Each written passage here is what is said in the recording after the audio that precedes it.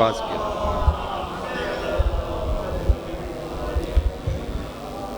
आऊज़ु बिल्लाहि मिनश्शैतानिर्रजीम बिस्मिल्लाहिर्रहमानिर्रहीम अल्हम्दुलिल्लाहि रब्बिल आलमीन अर्रहमानिर रहीम वस्सलातु वस्सलामु अला अशरफिल अंबिया वल मुरसलीन सय्यदना व मौलाना अबिल कासिम मुहम्मद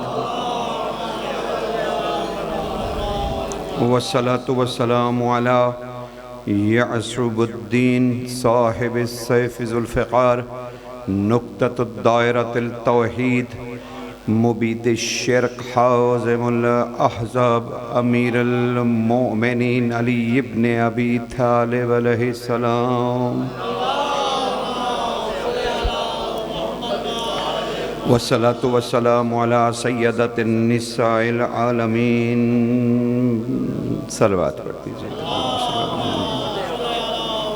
वस्सलातु वस्सलामु अला जमील अंबिया वल मुरसलीन व औसिया रसूल वस्सलातु वस्सलामु अला कनादिल तौहीद हुज्जतुल खल्क तय्यबीन ताहिरीन मासूमीन वस्सलातु वस्सलामु अला मुंतकिम अल्लाह बकियतुल्लाह हुज्जतुल्लाह अल काइमिल साहिबिल असर व ज़मान अल्लाहुम्मा सल्लि अला अम्मा बाद फ़क़द क़ालल्लाहु तआला सुब्हान फ़िस सूरतिल बक़रा बिस्मिल्लाहिर्रहमानिर्रहीम वलिल्लाहिल मशरिक़ वल मग़रिब फ़इन्नमा तुवल्लू फ़सम्मा वजहुल्लाह इन्नल्लाह वासिउन अलीम। सलावत पढ़।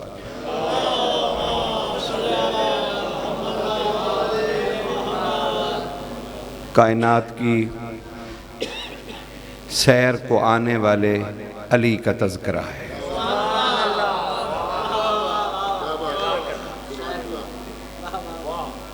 हजूर का इरशाद गरामी है, कौन हजूर, कौन मुस्तफ़ा? वो मुस्तफ़ा जो मंज़िल काबा कौसैन पे खड़े हो के अल्लाह से अली अली सुनता रहा।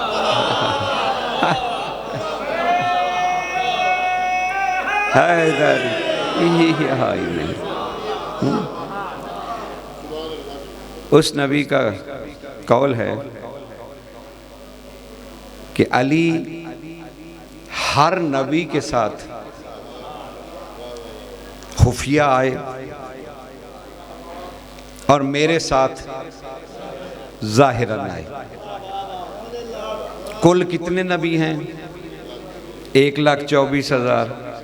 रसूल के साथ उनमें से एक के साथ ज़ाहिरन आए, बाकी अंबिया के साथ खुफिया आए। ये नबी कहाँ माबूस हुए सरकार? ज़मीन पर। सारे नबी ज़मीन पे आए ना, डरिए नहीं, खौफज़दा ना होइए। ज़मीन पर आए ना जी सारे नबी। और अल्लाह का रसूल क्या कह रहा है कि हर नबी के साथ अली ज़मीन पर माबूस हुए, मेरे साथ ज़ाहिरन हुए। ये नबी जिसके साथ ज़ाहिर हुए, ये ख़त्मी मरतबत भी ज़मीन पे आए। तो जो अली 1,24,000 मरतबा ज़मीन पर आ चुका हो, मैं उसका कौन सा मिलाद पढ़ूँ?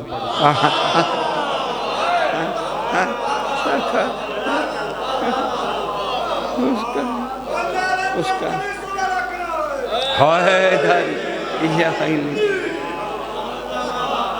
कौन सा मिलाद पढ़ा जाए सरकार?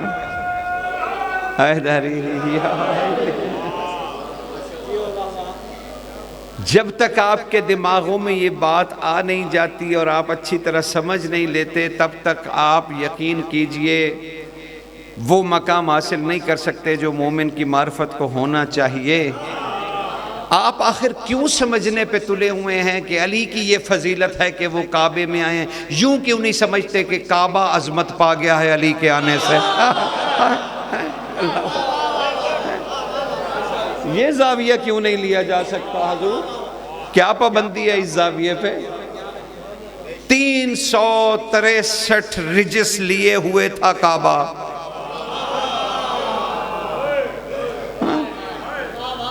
आप कहेंगे 360 थे किबला, 363 नहीं, 3 उन्हें बनाने वाले भी थे,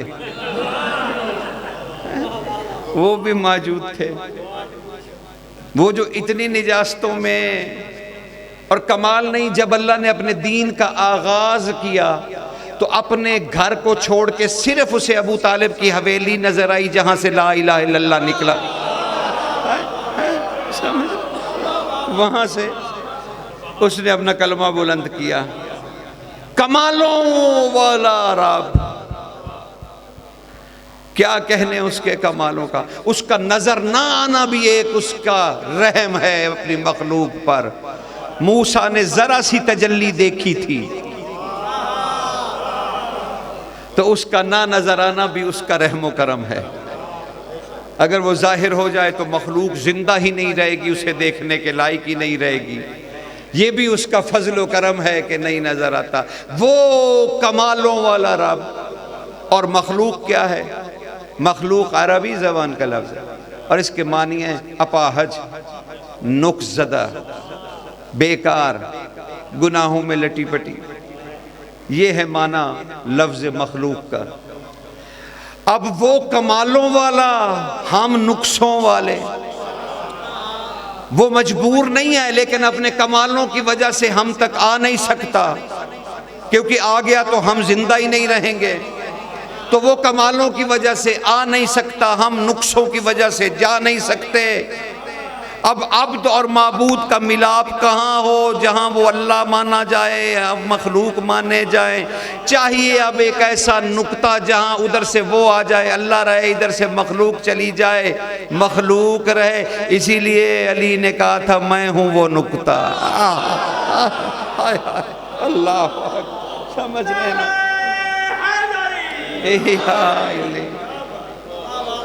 अल्लाह कह रहा है अपने महबूब से।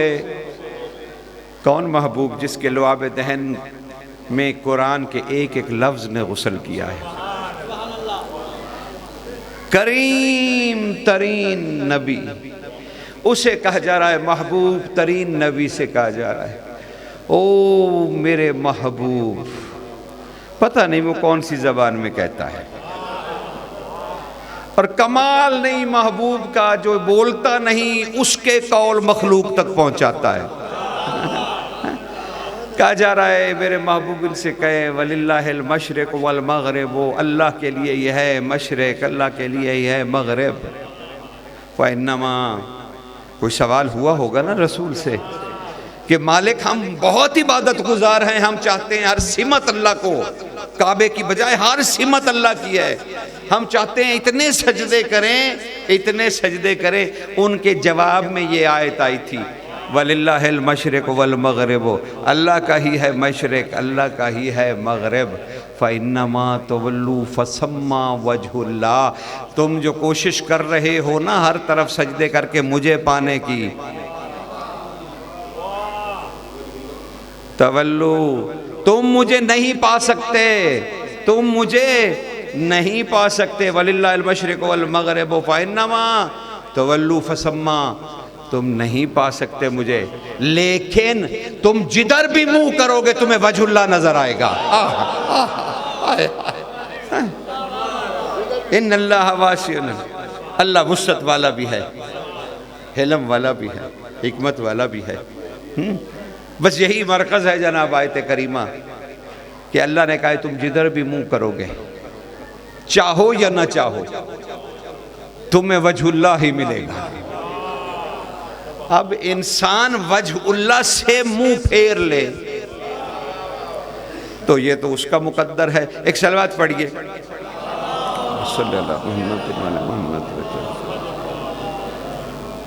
अली अली खुल के किया कीजिए ताकि आपके बदनों में कैद रूह वहशत महसूस न करे। समझ रहे हैं? बिस्मिल्लाह।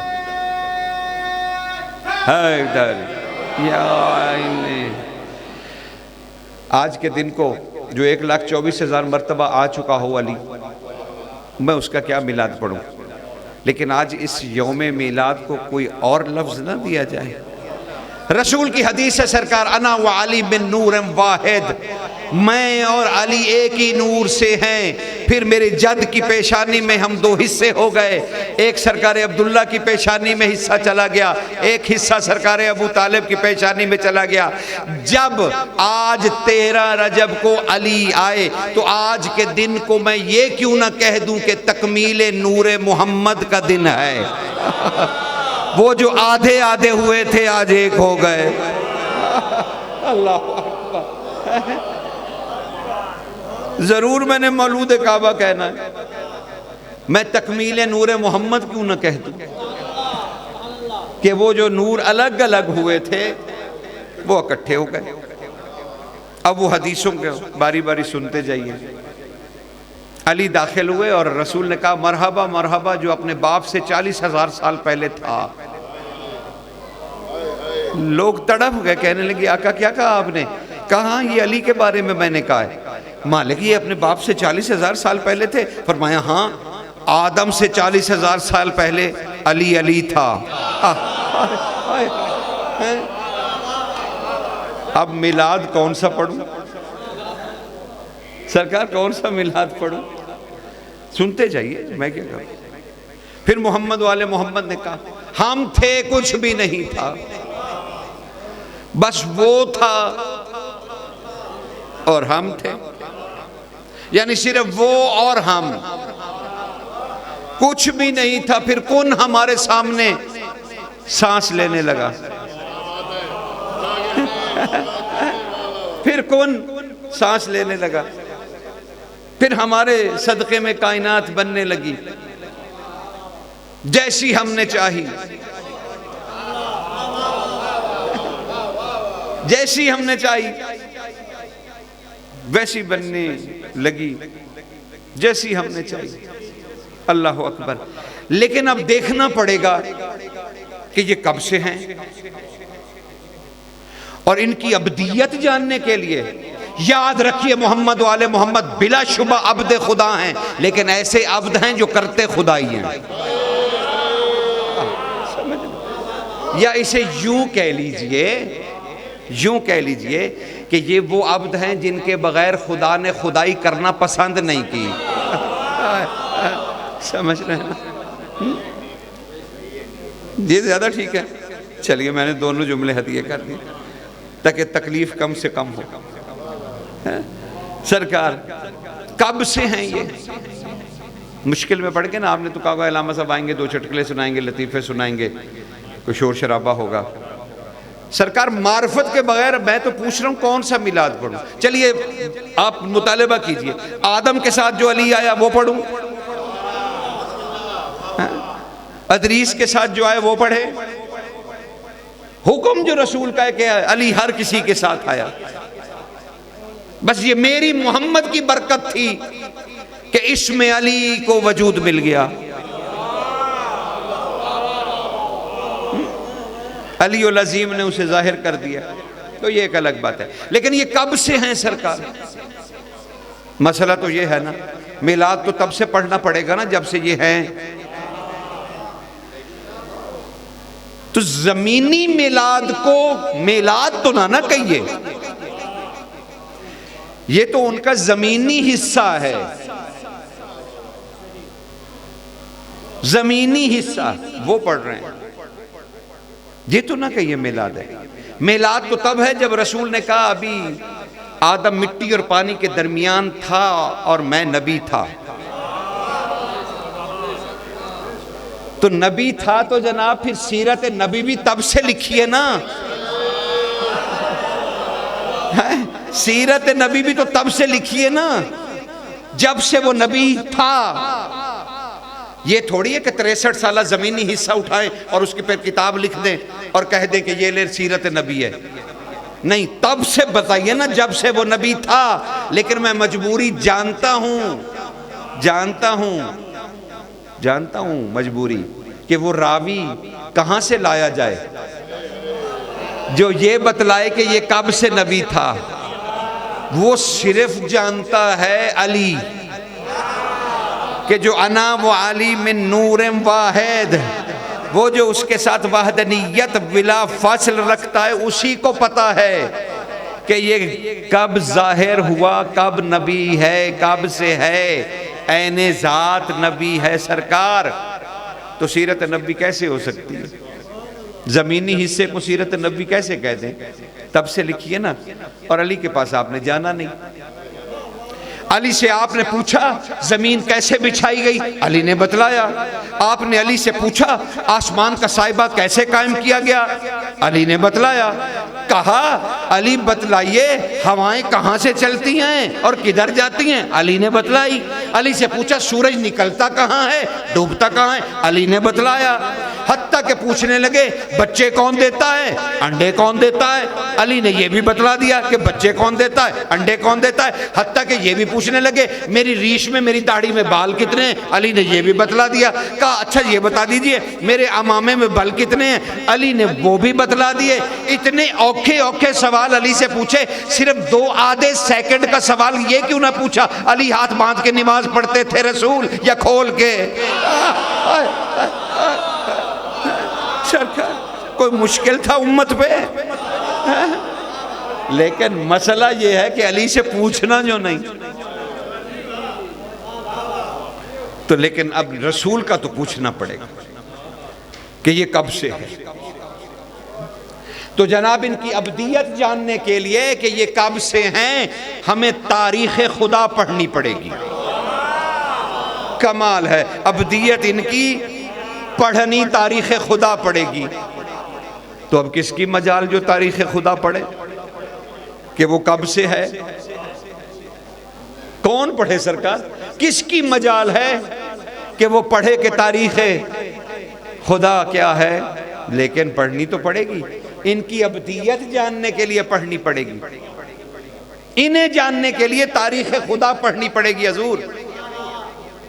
बस 2 मिनट की तमहीद है, मुश्किल है जरा, फिर आपके मिजाज की तकरीर आ जाएगी।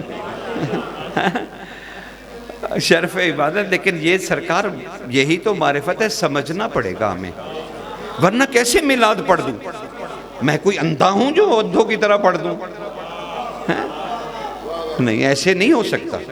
अकल से दुश्मनी नहीं ली जा सकती। हमें देखना पड़ेगा कि मिलाद है क्या। हमें इनके मिलाद के लिए तारीख खुदा पढ़नी पड़ेगी। अच्छा सिर्फ इतना सोच लीजिए, क्या अल्लाह माबूद है कि नहीं? कब से है? जब से वो है। अच्छा या तो कहिए माबूद क्या होता है सरकार? माबूद होता है जिसकी इबादत की जाए। अब इबादत करने वाला वजूद चाहिए, वजूद चाहिए। तो अच्छा, तो इसका मतलब है जब वो तन्हा था, अच्छा तन्हाई भी नहीं थी, वो था, तन्हाई भी नहीं थी, उसकी वहदनीयत भी नहीं थी, ला शरीकियत भी नहीं थी, कलमा भी नहीं था, कुछ भी नहीं था, बस वो ही वो। हत्ता के फर्ज कीजिए मोहम्मद वाले मोहम्मद भी नहीं थे, तो कभी था ना वो मंजिल कि वो थे। तो उस वक्त मुझे बताइए वो माबूद था? आपने कहा बेशक, और हक भी यही है कि वो माबूद था। वो खुदाई क्या हो जो मखलूक का मोहताज हो जाए? कि कोई मखलूक होगी सजदा करेगी तो वो माबूद। तो इसका मतलब है खुदा ऐने जात माबूद है, वो जब से है माबूद है। तो फिर मानना पड़ेगा वो जब से माबूद है, तब से उसके साथ कोई अब्द भी चला आ रहा है। अल्लाह, अल्लाहु अकबर, या रसूल अल्लाह, या। तो अब जिनका होना अल्लाह के होने के साथ जुड़ा हुआ हो, मैं मिलाद क्या पढ़ूं?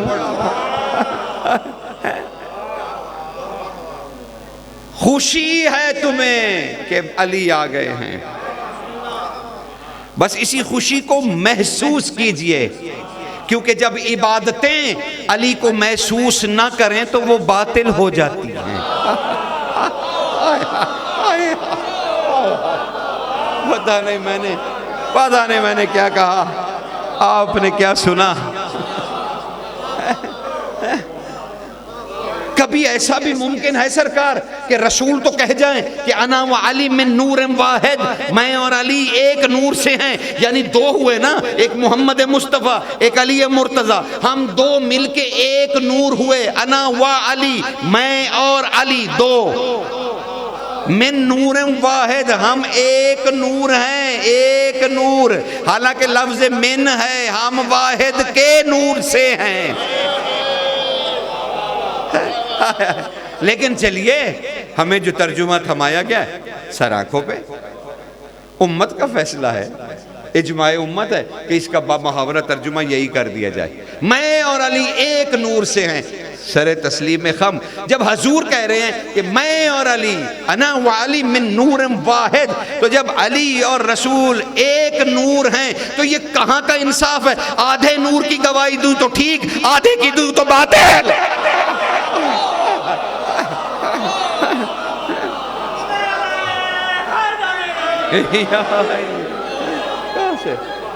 अल्लाह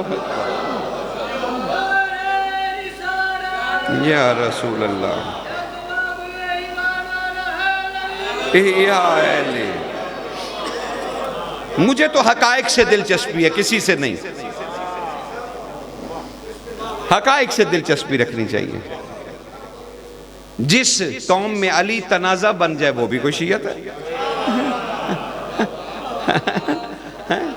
मुझे याद है एक जगह पे मैं गया, एक बड़ा खूबसूरत इज्तिमा था, मजलिस थी बड़ी, तो मुझसे ख्वाहिश की गई, बच्चों ने बड़ी टेप वगैरह पेज के, जैसे आदत होती कि जी 12वें इमाम को सुनाएं, 12वें,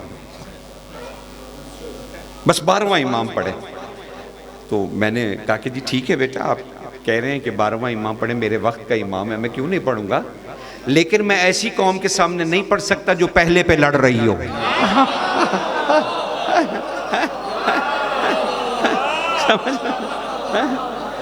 जो पहले पे लड़ रही हो उन्हें 12वां कैसे सुना दूं? पहले 12वां क्लियर करो। सरकार, हक है कोई 12वां पढ़ने का जो कौम पहले पे लड़ रही हो? कोई भी नहीं लड़ रहा सरकार। अली ही वो नुक्ता ए तौहीद है जहां पे इंसान अपने रब को पहचानता है। इसीलिए कह रहा हूं कि खुमारे हुब्बे अली चढ़ने दो, खालिस करके चढ़ने दो। और इतना खुमार हुब्बे अली का तुम्हें चढ़ना चाहिए, क्योंकि जितना खुमार हुब्बे अली का तुम्हें चढ़ेगा उतना ही तुम्हें अल्लाह एक नजर आएगा। इससे अब कमाल तो ये है हजूर कि पीते हैं मैं हुब्बे अली और बहकते हैं कहीं और जाके।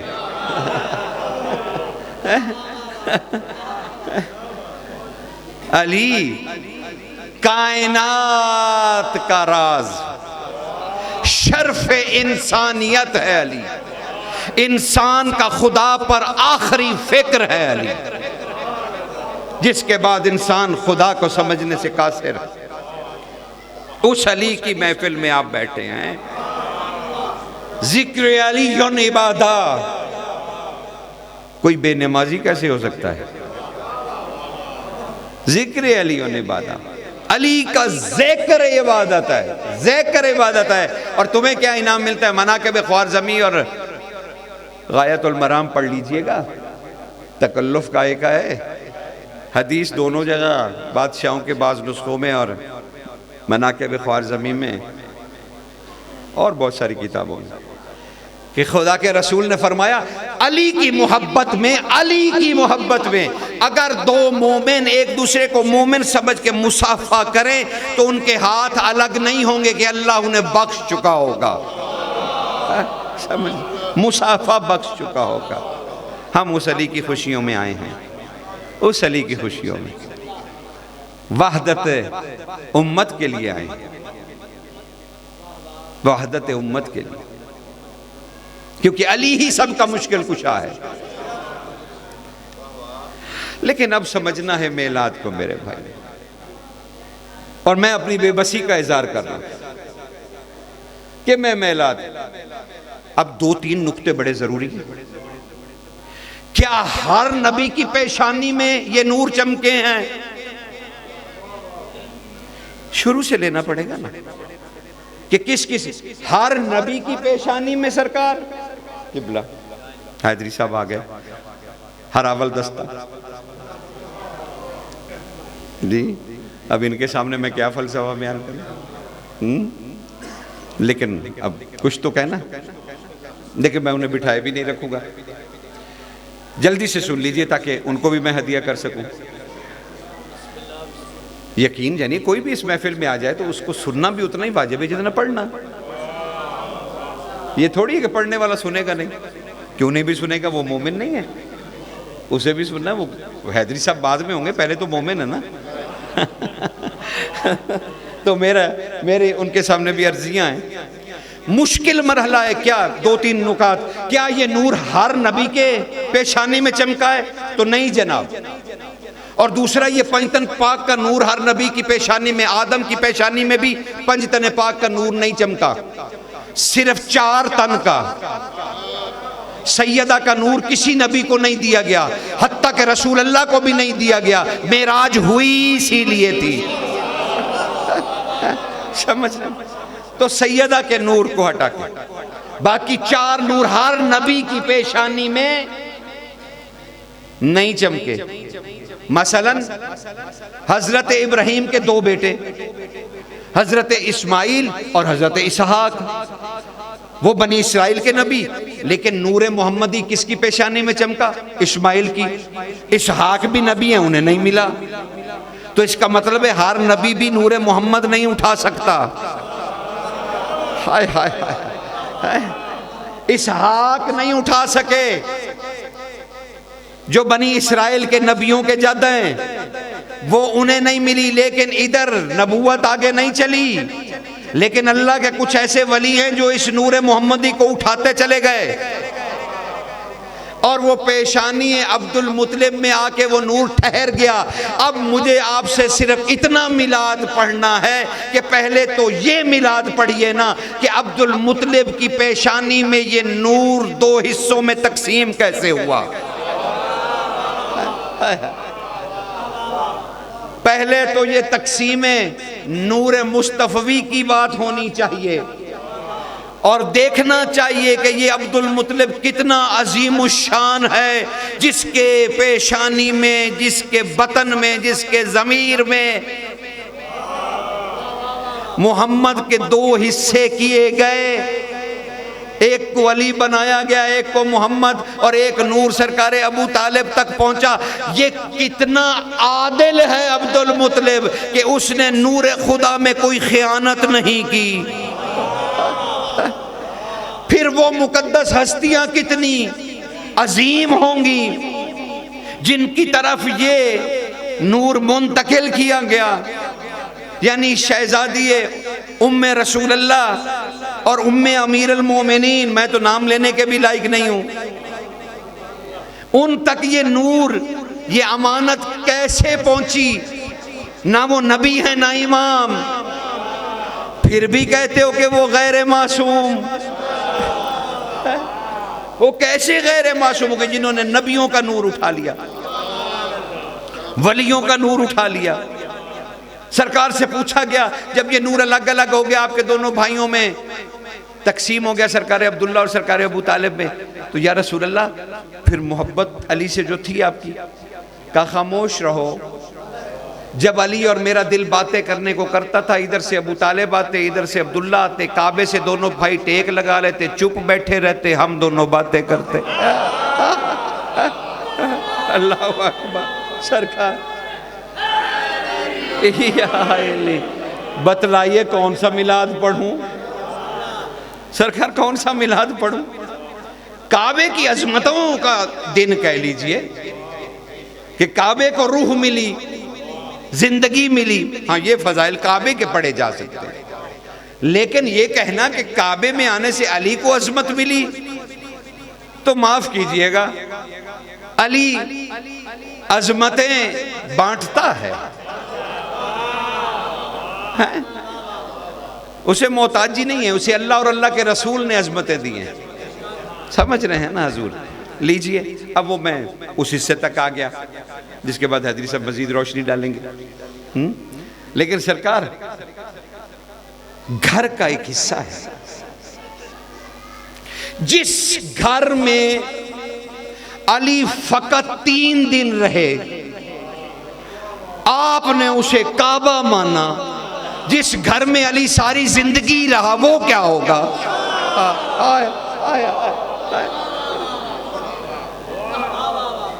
तो अजमतों का मुकाबला कीजिए ना, वो भी तो देखिए ना। या रसूल की बेटी के साथ जिंदगी गुजारी, और ये काबा जिसमें अपनी वालिदा फातिमा के साथ 3 दिन गुजारे, तो दोनों का फर्क भी तो देखिए, 3 दिन और सारी जिंदगी। अभी जाकिर साहब सरकार मौला अली असगर का, बादशाह का, और मैं सोच रहा था कि बहुत खूबसूरत पढ़ रहे हैं, बहुत अच्छा पढ़ रहे हैं, क्या बात है। उनके अल्फाज बड़े अच्छे थे, वजन बड़ा अच्छा था, बहर बड़ी अच्छी थी। लेकिन मैंने कहा इसे समंदर को इतना उन्होंने समंदर बनाया, इसे कूजे में डाल देते और सिर्फ इतनी ही बात बीच में अगर लिख देते ना कहीं किसी मिसरे में, यकीन जाने मैं तो तड़प रहा था, मैं कहने भी लगा था उन्हें कि आप एक मिसरे में ये भी कह देते कि बड़े अली ने जो 63 साल में किया, इस छोटे अली ने खैमे से मैदान तक कर दिया। अल्लाह सरकार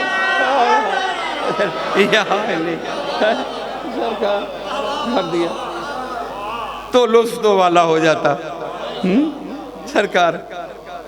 और असल में हमारा दुख ये है, हैदरी साहब की भी तवज्जो, साहिबाने तसनीफ भी हैं, हम आखिर अली असगर की बहादुरी और शुजात को और अजमतों को बयान करते हुए उस तीर और हुरमला को बीच में क्यों ले आते हैं? क्या उसकी वजह से शुजात पहचानी जाएगी? उस तीर की वजह से, उस जुर्म की वजह से उसकी अजमतें, ये उसकी अजमतें कम हैं? रसूल के दोष पे चढ़े हुए हुसैन से भी वो बुलंद है।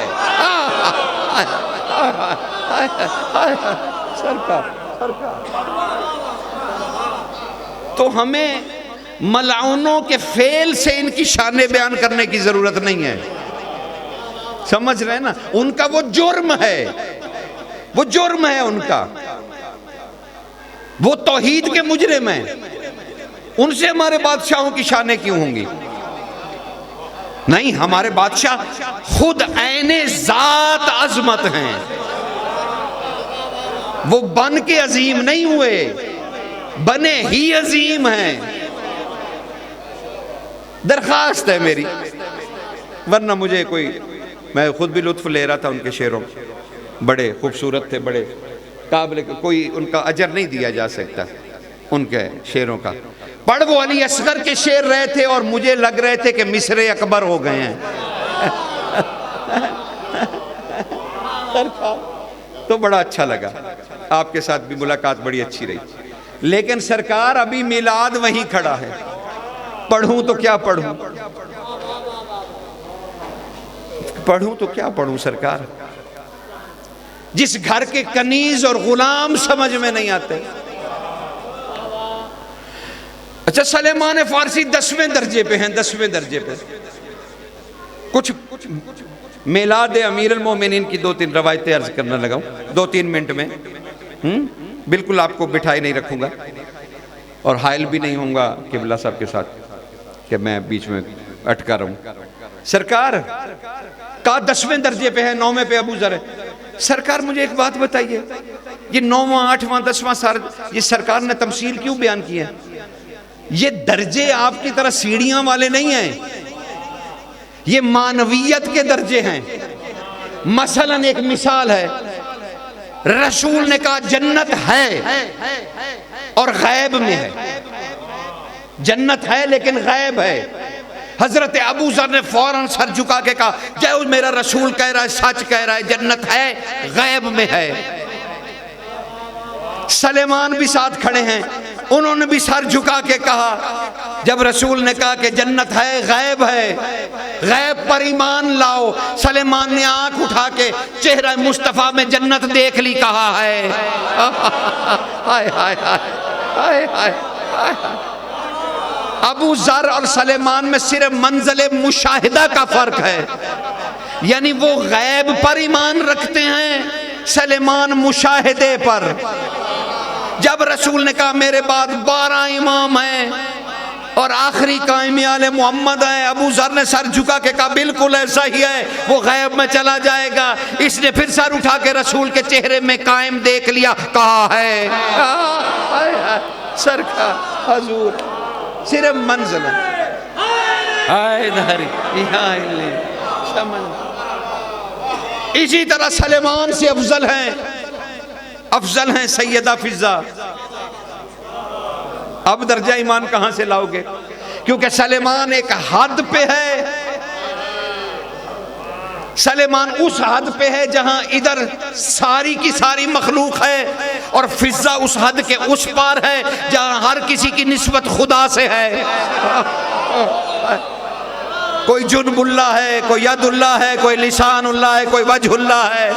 इसीलिए सरकार सलेमान ने पूछा, बहन फिजा आज सुबह कैसे की? बीवी ने मुस्कुरा के कहा, जब मेरी आंख खुली मैंने कई छोटे बड़े कुरान चलते फिरते देखे। समझ रहे हैं ना सरकार समझ रहे हैं ना हजूर। अब वो अफजल हैं क्योंकि सलेमान उस हद को पार नहीं कर सकते, तो फिर 10वें दर्जा ईमान का अब क्या करोगे? वो मकाम मुशाहिदा है। लेकिन इस बीबी को अम्मा क्यों कहते हैं? अम्मा किस लिए कहते हैं? सरकार ये भी ढूंढना तो था ना। हर चीज के कीड़े मकोड़े निकालते हैं, कहां से ले आया, किधर से आया, क्या हुआ, सब कुछ पता। ये पता नहीं अम्मा क्यों कहते हैं। ये थोड़ी है कि ये कनीज तो 9 और हैं, ये तो कनीजी की फहरिस्त में भी नहीं है। जो उलमाए रुबानीन ने फहरिस्त दी उसमें तो बीबी फिजा का नाम तक नहीं है। कहा वो तो अम्मा है, कनीजी में नहीं है।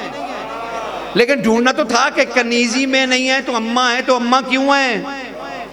सलेमान ने एक दिन पूछ लिया, बस लगे हाथों आपको हदिया करता चला जाओ, ताकि इनके गुलामों से समझ आए मिलाद क्या पढ़ूं मैं कहां से मिलाद लाऊं मैं, जो कायनात से पहले के हैं? मैं मतलब मेरी आजिज़ी समझ लीजिए। लेकिन रवायतें तो पढ़ेंगे अभी आपके सामने कि क्या हुआ। लेकिन सरकार कमाल ये है कि अम्मा क्यों कहते हैं इसे? सलेमान ने पूछ लिया, शहजादी आपको अम्मा क्यों अहले बैत कहते हैं? अहले बैत अम्मा क्यों कहते हैं? कहा सलेमान तुम्हें भाई ना कहा होता तो ये राज कभी ना बताती। सलेमान तड़प गए, कहा बहन हो ना तो फिर बताओ कि ये राज क्या है? कहा सुनो, एक दिन नबी की बेटी अपने हुजरे में तन्हा थी, बगैर लब हिलाए उन्होंने मुझे पुकारा, मैं दौड़ती हुजरे में दाखिल हुई। सलेमान भाई मैं हैरान रह गई, नबी की बेटी मेरे होते हुए भी तन्हा थी, पता नहीं वो मंजिल तन्हाई क्या होगी। कहा मुझे अमर हुआ कदमों में बैठ जा, मैं कदमों में बैठ गई। फिर मुझे हुक्म हुआ, फिजा डरोगी तो नहीं? मैंने सर झुका के कहा तेरे कदमों में बैठी हूं, मैं कोई मूसा थोड़ी हूं जो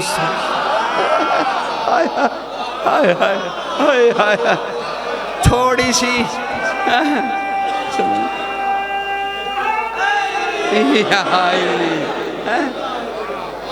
कि थोड़ी सी तजल्ली से बेहोश हो जाऊं।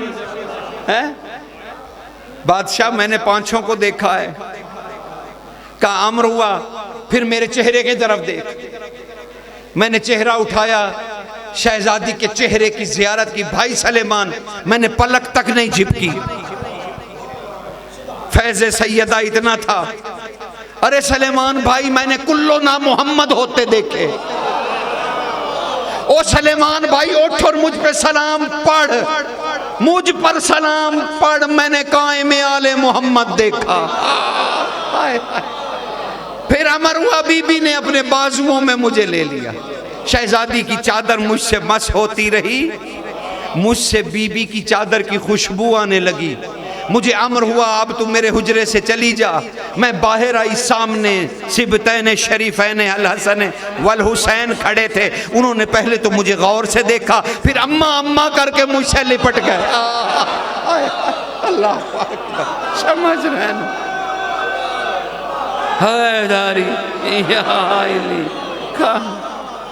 क्योंकि मुझसे बीबी की चादर की खुशबू आती है, इसलिए सारे अहले बैत उस खुशबू की हुर्मत में मुझे अम्मा कहते हैं, अम्मा कहते हैं।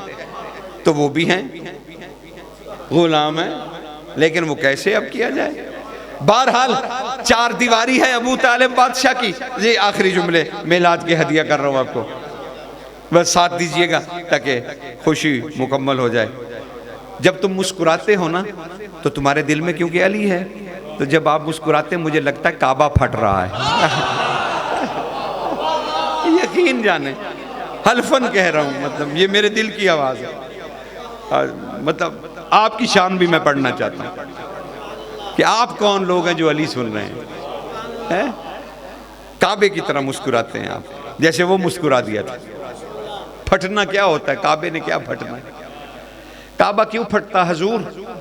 बस आखिरी जुमला सुन लीजिए सरकार, काबा क्यों फटेगा जबकि काबा नकल है बैते मामूर की। बैते मामूर किसकी नकल है? अर्श की है कि नहीं सरकार? मैं अगर कोई गलत कह दूं तो बेशक खड़े हो जाइए, मैं क्यों गलत कहूंगा अपने मालिक के बारे में। काबा नकल है जमीन पर बैते मामूर की, जिसकी अल्लाह ने कसम खाई है, वल बैतुल मामूर, मुझे आबाद घर की कसम। यानी काबा है नकल, उसकी असल कौन है? बैते मामूर। बैते मामूर फिर नकल, किसकी नकल? अर्श की। तो असल कौन है? अर्श। तो जब तक असल में कोई तब्दीली ना आए, ये हमारे बंदों की बनाई हुई शय नहीं है, अल्लाह की बनाई हुई शय है, इसमें जालसाजी नहीं हो सकती। और ना काबा अपनी मर्जी कर सकता है। तो मैं हयातुल कलूब अल्लामा मजलसी साहब को किधर ले जाऊं, जिसमें अल्लामा मजलसी साहब ने लिखा, जूं ही अली की मां ने हर में काबा में कदम रखा, चारों दीवारें खुल के सलाम पेश करने लगी। आप तो सिर्फ एक जगह के हिस्से की बात कर रहे हैं, रुकन यमानी की। हमारी कदीम किताबों में लिखा, चारों का 2 दफा खुली चारों दीवारें। जब रसूल आए, आमद रसूल की धमक से खुला, और जब एक अली की मां ने कदम रखा, उसकी धमक भी उतनी ही थी कि काबा अजमत सैयदा के सामने बिखर के रह गया। तो अब काबा नकल है बैते मामूर की, बैते मामूर नकल है अर्श की। और अब जब तक असल में कोई तब्दीली ना हो, नकल असर ले नहीं सकती, खुद से वो ले नहीं सकती। तो अब बीबी आई तो माफ कीजिए, काबे में रुकी नहीं, पहला कदम काबे में रखा, दूसरा बैते मामूर में रखा, फिर अर्श पे पहुंची और अर्श पे जाके हाथ फैला के कहा, और रब्बुल इज्जत रब्बा मोहम्मद वाले मोहम्मद, ऐ अली उल अजीम, अली लेने आई हो। बस अर्श फटा, बैते मामूर फटा, काबा फटा, अली ज़ियारत देने आए, वजुल्ला मुबारक।